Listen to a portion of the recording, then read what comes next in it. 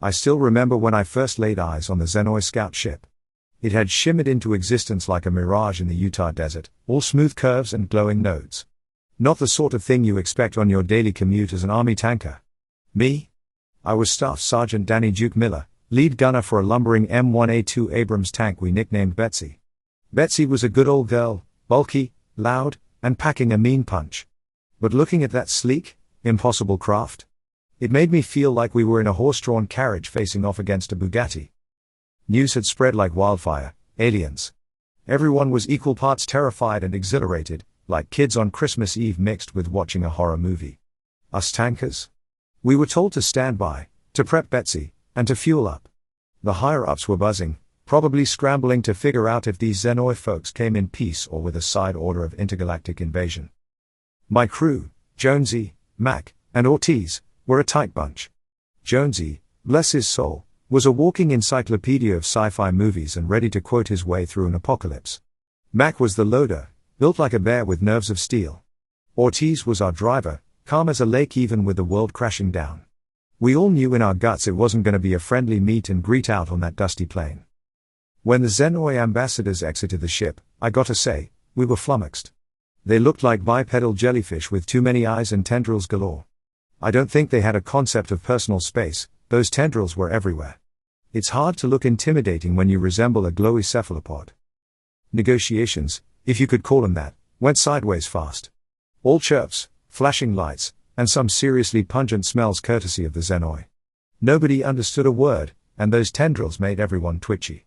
You know how sometimes the tension in the air is so thick you could bounce a quarter off it? That was the moment, hanging like a fat raindrop about to burst. Then that jellyfish-looking leader started gesturing all around, at the base, at us, and, most importantly, at Betsy. Mac and Jonesy started translating Xenoi sign language on the fly, the panicked look on their faces a bad omen if I ever saw one. Turns out, Mr. Jello was scoffing at our primitive weaponry. Well, that lit a fire under my backside. These cosmic snobs probably hadn't seen a real war, the kind fought in trenches and streets, the kind where the tech might be old school, but the determination was pure steel. Us tankers, we were used to people underestimating us, sneering at bulky Betsy with her old-fashioned cannon and armor. But they'd not seen what she could do.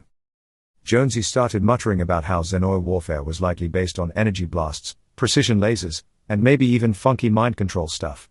The higher-ups chewed on that and then came to the most buckwild decision I'd ever heard. We were to take Betsy out there and show these aliens what kind of fight a good old hunk of American metal could give. My order? Give them a demonstration. Make it flashy. Make it count. See, Betsy, for all her looks, isn't just about brute force. She's got the brains too. I slid into my gunner's seat, feeling a mix of pride and oh god what am I doing jitters. Ortiz powered her up, the engine roaring to life like a defiant beast. Let's give them a welcome they won't forget, boys, I said, grinning despite the sweat pricking my brow. The higher-ups marked out some targets. First up, a rusted-out truck at long range. I lined up the crosshairs, adjusted for wind, breathed out, and squeezed the trigger. The cannon boomed, the recoil rocking us all, and that truck disappeared in a cloud of fire and twisted metal. The Xenoi delegation jumped, their glow pulsed like a disco ball, and chirping rose to a fever pitch. I heard Jonesy whoop with glee. Good. We got their attention. Next, they wanted a show of speed and maneuverability. Ortiz pushed Betsy into that dance only a 60-ton tank can do, pivoting, roaring across the dusty field, kicking up enough sand to make even a camel cough. While Ortiz was weaving, Mac was loading as fast as he could. Fire on the move. I barked. Boom, a boulder reduced to dust. Boom, the remains of a bunker vaporized. Boom, a hole punched clean through a concrete barrier. The Xenoi were twitching their tendrils so much that I was half expecting them to take flight. The grand finale though, the good old boys back at the Pentagon had the bright idea of setting up 3 towed cars. Betsy roared past them, me swiveling the turret at the speed of light. Boom boom boom, those cars were nothing but scrap before those glowing jellyfish could blink. We rolled back to our line, engines rumbling. Betsy might have been dusty, leaking a bit of hydraulic fluid, and stinking like gunpowder, but damn, she'd put on a show. Jonesy managed to decipher some of the Xenoi squawking, they were rattled. Good. Maybe they'd think twice before dismissing our primitive ways. The Xenoi vanished back into their fancy ship as fast as they had appeared. The whole base breathed a collective sigh of relief. Us. Well, we got busy cleaning Betsy, swapping stories, and trying to downplay the fact that we'd almost been test subjects in some alien wargame. Turned out, it was just the beginning. News came weeks later. The Xenoi was setting up their own outpost, a sleek research base not 100 miles from us. Then came the bombshell nobody saw coming. They were building their own tanks. Word was, they'd scanned Betsy inside and out, probably picking apart her every sensor and computer chip. They aimed to beat us at our own game. Folks called it an arms race with added tentacles. I wasn't surprised, just a little ticked. If the Xenoi thought they could waltz in here and outdo our Betsy, they needed a dose of reality. We had generations of sweat and ingenuity built into those steel bones, a fighting spirit you couldn't replicate in a lab. Sure, their tanks were marvels of tech from the rumors we heard, shields that shimmered like soap bubbles, targeting systems that could pinpoint a fly on Mars. But they were also untested. Built by beings who'd never fought a real, down-in-the-dirt war. The day rolled around when we finally faced those Xenoi creations. Mock battle out in the same dusty stretch of desert, generals from both sides observing like this was a football game. I was back in my gunner's seat, Jonesy beside me whispering tactical gibberish, and Mac and Ortiz as ready as they ever were. I'll admit, my hands were a touch clammy despite the bravado I was putting on for the crew. Those Xenoi tanks were eerie. They floated above the sand, no treads or wheels, just glowing nodes humming in a way that set your teeth on edge. They looked less like war machines, more like angry, armored clouds. Fancy as hell, but I had a hunch fancy wouldn't always win the day. The mock battle kicked off with all the subtlety of a fireworks show in a dynamite factory. The Xenoi tanks unleashed their first volley, not shells or missiles, but beams of superheated plasma that sliced through the air like angry lasers. We dodged, Betsy bucking with the force of near misses, the smell of ozone sharp in the air. Shields at 80%, Mac shouted.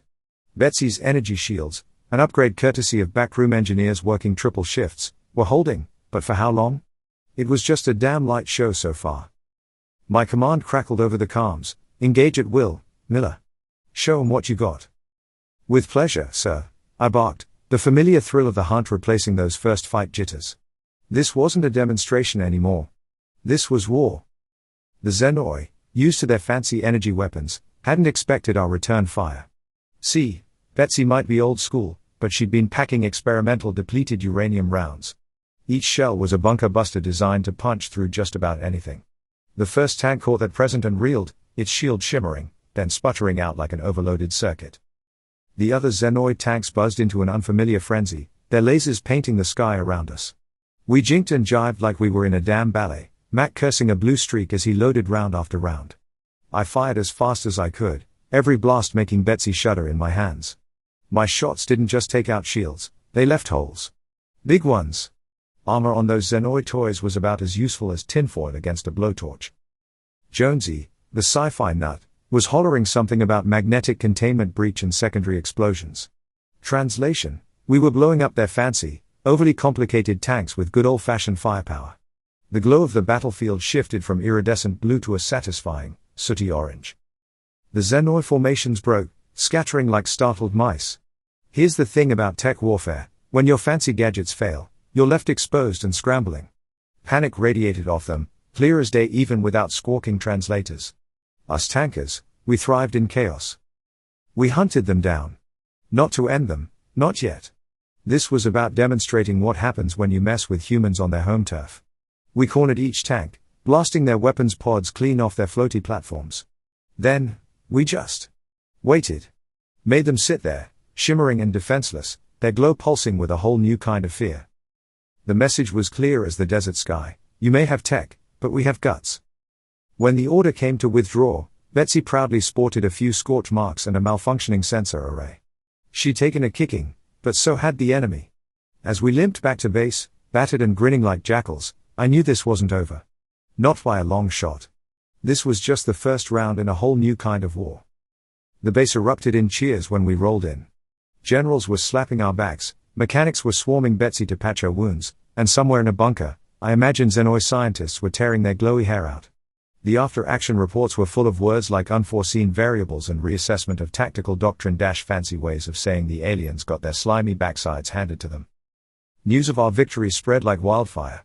Humans everywhere, who'd been staring wide-eyed at the prospect of alien invasion, puffed out their chests a bit. We hadn't just held our own, We'd come out swinging and rattled the invaders good and proper. They'd learned a valuable lesson: don't underestimate the scrappy species with the bulky tanks. The arms race was well and truly on. Our engineers were reverse engineering captured Xenoi tech while they, I'm sure, were dissecting Betsy down to her last bolt. It was a race about more than just firepower and shields, though. It was a race in understanding a whole new way of thinking about war. For me and my crew, it meant training 10 times harder. We studied Xenoi tactics, analyzed their strengths, and drilled until those movements were burned into our subconscious. We pushed Betsy to her limits, practiced shooting and maneuvering on terrain that would have made a mountain goat think twice. We were the spearhead, the first line of defense in case these glowing jellyfish ever got any braver. Jonesy, between spouting doomsday scenarios, theorized that the Xenoi had lived in peace for so long they'd forgotten how to fight dirty. Mac, always the realist, just grunted something about pride being as dangerous a weapon as any laser cannon. Ortiz, the calm eye in our storm, reminded us that fear was our enemy too: fear of the unknown, fear of their strange tech, fear of defeat. It was a reminder that echoed louder with each passing night, where I'd stare at the stars and wonder just how many other civilizations might be out there. Betsy underwent an overhaul. New armor plating, reactive defense systems nicked from Xenoi designs, and an upgraded targeting system that, frankly, made my gunner's seat feel like I was in a spaceship myself. She was a beast, all right, a Frankenstein of old-school muscle and cutting-edge tech. And then, the call came. The Xenoi had mastered their outpost, their tank numbers tripled, their ships thrumming ominously in the sky. There was no more dancing around. This was it. War. The final stand had the grim beauty of a hurricane at dusk. The desert was our battlefield, the wind whipping up sand that stung our eyes but couldn't outshine the ominous glow of the Xenoi horde. They'd learned, adapted, and now their tanks were leaner, faster, pulsing with that unsettling light. This time, there was a cold calculation to their movement, a hunger that was missing in the mock battle. I was back in Betsy's gunner seat, the familiar vibrations of her engine a counterpoint to the pounding of my heart. Jonesy, bless him, had finally run out of sci-fi movie quotes and was muttering a prayer under his breath. Mac's hands moved like lightning over the loader, and Ortiz, well, he had that same quiet determination that always seemed to ground the rest of us. Out there, stretched as far as the eye could see, was the new face of war, our battalion of upgraded tanks, salvaged Xenoi tech jury-rigged into gleaming monstrosities, and the cold, sleek lines of the enemy armor shimmering in response. The order echoed through my headset, clipped and brutal: hold the line at all costs. Why, time for the rest of humanity's cobbled-together forces to rally. That meant we were the sacrificial lambs, the ones meant to be ground into the dust so others might live. Never thought I'd sign up for that, but hey, neither did most of the guys who'd stormed the beaches at Normandy. The first wave crashed against us in a tsunami of light and metal. This wasn't about fancy tricks anymore, just kill or be killed. My targeting system was spitting out options faster than I could process them. Mac loaded one experimental round after another, the stench of cordite and chemicals heavy in our enclosed space. Betsy roared, her cannon spitting fire and fury. We hit them hard, those first lines shattering like glass. But they kept coming. The new Xenoi tanks were more than just upgrades. They were adapting. Their shields flared with unfamiliar patterns, lasers deflecting off our armor at weird angles. It was like fighting a swarm of angry bees that kept learning new stings. For every 3 Xenoi tanks we took down, one of ours was reduced to burning scrap. We fell back, not in a rout, but a controlled dance of violence, trading firepower for distance. Their ships swooped down, not the sleek scout we first saw, but monstrous things bristling with weapons. Beams like molten sunlight carved into the sand, vaporizing a tank from our second line, their screams echoing over calms before cutting to dead silence. That's when the plot twisted so hard I swear I saw stars. Our top brass, all their fancy tactics and backroom tech, finally unleashed their trump card. It wasn't a superweapon or some genius strategy. It was desperation in its purest form. Disengage from the main force. Target the biggest ship, crackled the order. Madness. Pure, unfiltered madness. Attack their mothership with what? Our tanks? This wasn't a space opera, damn it. But here's the thing about tankers: we're used to following suicidal orders. We'd held the line until our bodies were bruised, our ears ringing, and half our comrades were battlefield ghosts.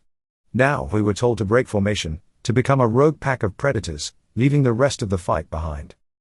Ortiz punched Betsy into a gear that shouldn't exist for a vehicle her size. We bounced and roared through the carnage, Mac loading and me firing like there was no tomorrow, because maybe there wasn't.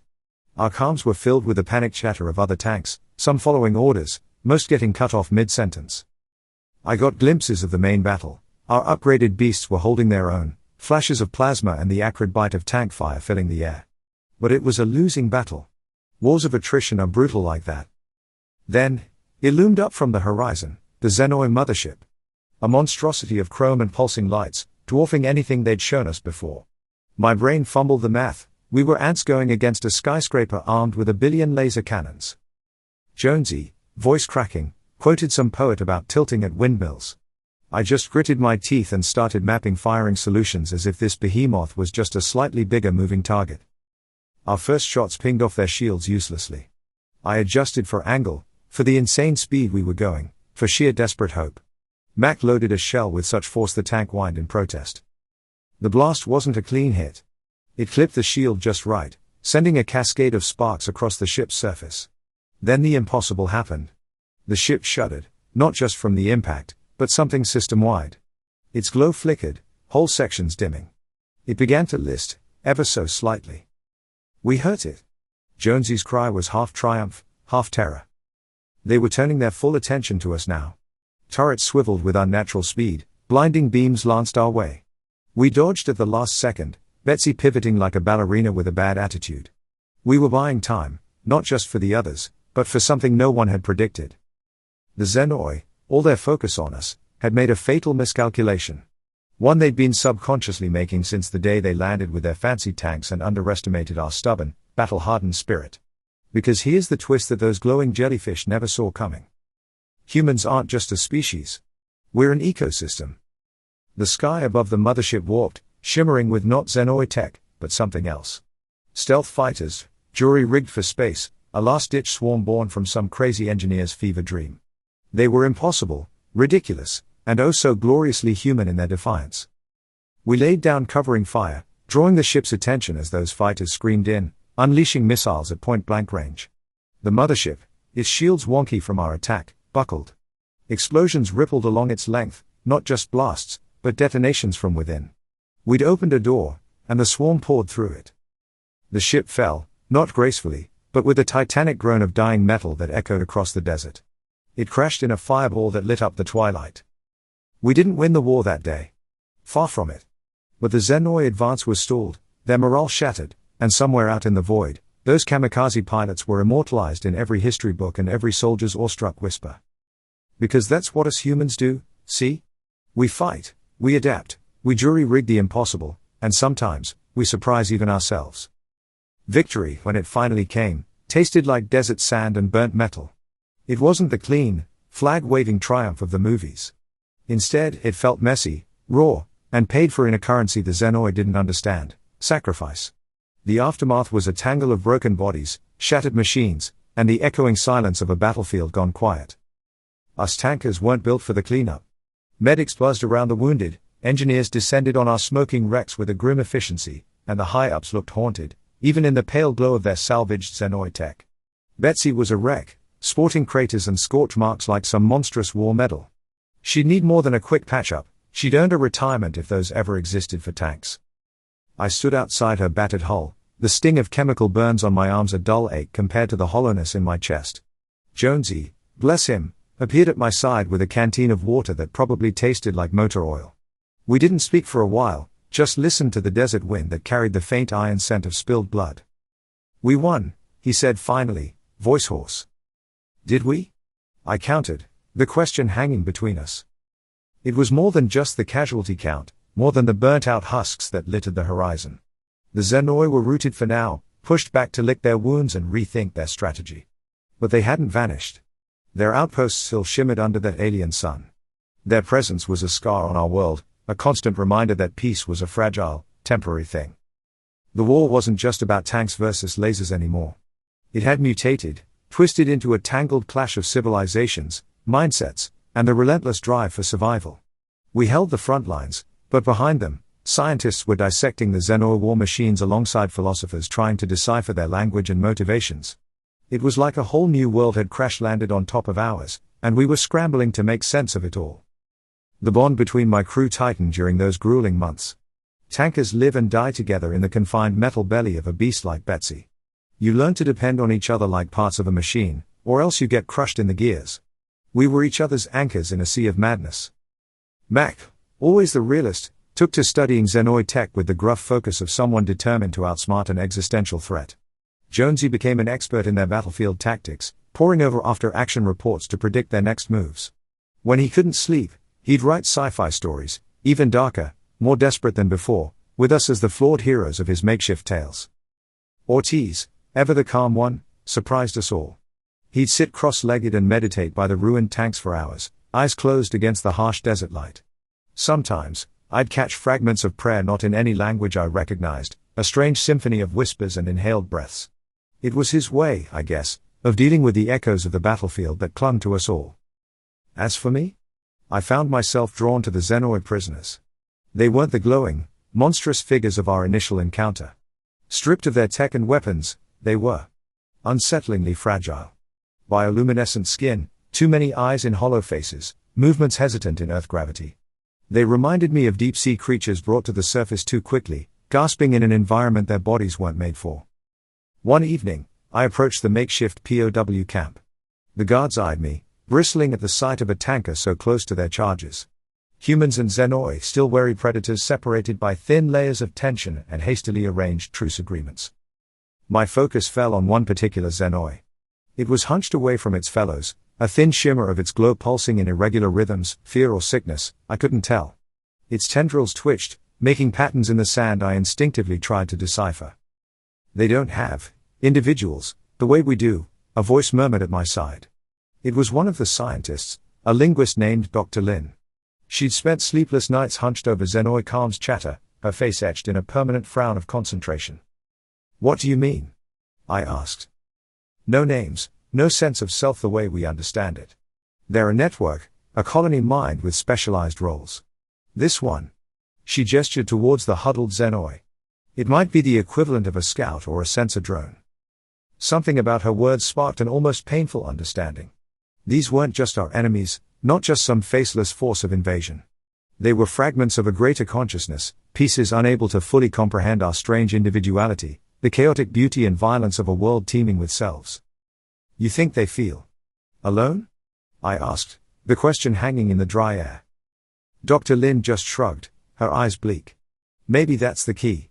Maybe it's not about who has the bigger gun, but about who understands who they're fighting. That night, I dreamt of tanks rolling across a vast, featureless plain. But in the gunner's seat wasn't me.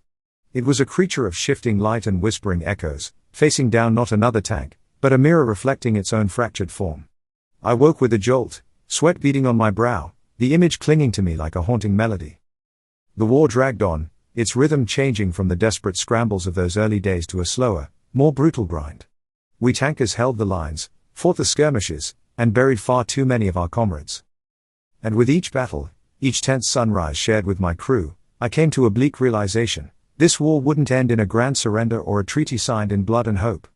It would end the way things between alien species often do, with only one left standing. The years turned into this gritty blur of skirmishes and stalemates, innovation and exhaustion. We gained ground, then lost it, a bloody dance where each step forward was paid for in lives and scars that ran deeper than any wound.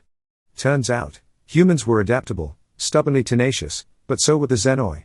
Every clash of wills pushed both sides to learn, to evolve, to find new and terrifying ways to wage war.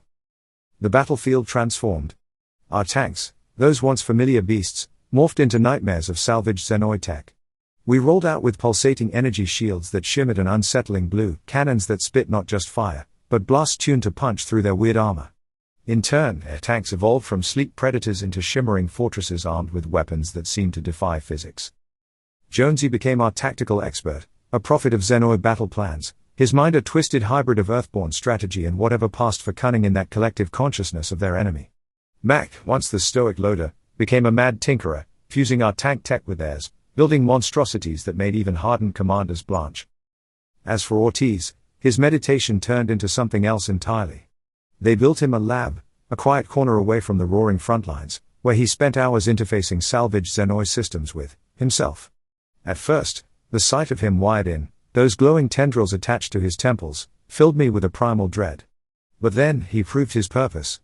Ortiz became an oracle of the battlefield, feeling ripples of intent from the Xenoi forces, anticipating their strikes before they were formed. We tankers may have been the fist, but he was the uncanny instinct that guided the blow. Despite our gains, despite the sacrifices, an oppressive dread gnawed at us all.